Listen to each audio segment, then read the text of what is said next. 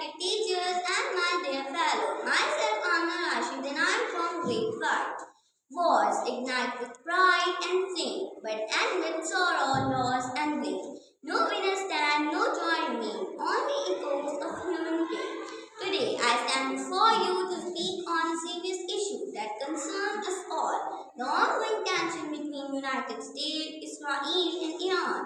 This is not just a clash of nations, it is a conflict that shakes the world politically, economically, and morally.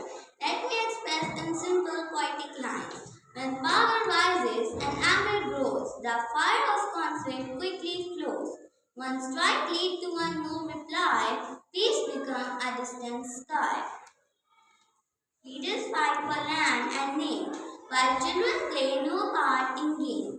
When leaders fight with pride, common people pay with pain. We now have drones, satellites, and smart weapons, but still we don't have peace. Cities shake, people fear, innocent lives lost each year. Leaders argue, borders divide, but common people suffer inside.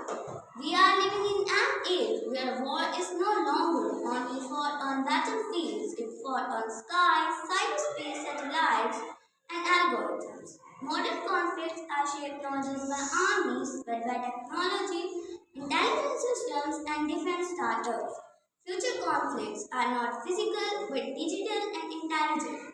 The real question is not what we can build, but the real question is what should we build.